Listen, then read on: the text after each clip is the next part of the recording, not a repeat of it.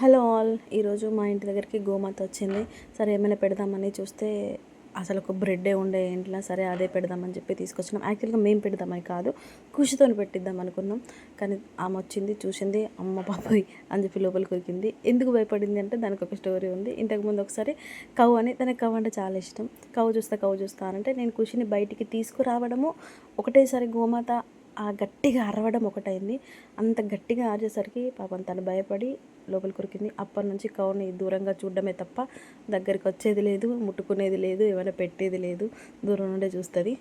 పాపం భయపడింది చాలా ఆ రోజు. ఓకే గోమాత బాయ్ బాయ్ అని చెప్పి ఇంకా నేను లోపలికి వెళ్ళిపోయినా.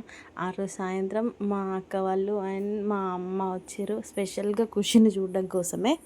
అమ్మమ్మకి మనవలకి కొంచెం బాండింగ్ ఎక్కువ ఉంటుంది అనుకుంటా కదా, స్పెషల్గా మనవరాలంటే. ఎందుకంటే ఆడపిల్లలు కదా, ఆ ప్రేమలు అవన్నీ వాళ్ళకి ఎక్కువ తెలుస్తాయి. ఎవరు చెప్పాల్సిన అవసరం లేదు. మా అమ్మ వచ్చిందంటే ఖచ్చితంగా మా అమ్మమ్మ నా కోసం ఏదో ఒకటి తీసుకొస్తుంది అని ఆమె మైండ్లో అలా పడిపోయింది. అందుకే అమ్మమ్మ ఏం తెచ్చినావు అని పోయి ఫస్ట్ అది ఓపెన్ చేసి చూసింది. ఆమెకు బజ్జీలు కనిపించినాయి. అమ్మమ్మ నా కోసం బజ్జీలు తెచ్చింది అని ఎగురుతుంది అది కవర్ పట్టుకొని. మా సైడ్ అంటే మా అమ్మ వాళ్ళ సైడ్ అయితే ఖుషికి మా అక్క అంటే ఎక్కువ ఇష్టం. తర్వాత మా అమ్మ అంటే ఇష్టం, ఎందుకంటే వాళ్ళిద్దరూ మస్తు గారాబం చేస్తారు ఆమెని. అందుకే వాళ్ళిద్దరంటే మస్తు ఇష్టం. మా అక్క ఉంటేనైతే ఇంకా నేను అవసరమే లేదు ఆమెకి. మా అక్క ఒకటి ఉంటే చాలు, ఎందుకంటే అంత ప్రేమగా చూసుకుంటుంది మా అక్క ఖుషిని.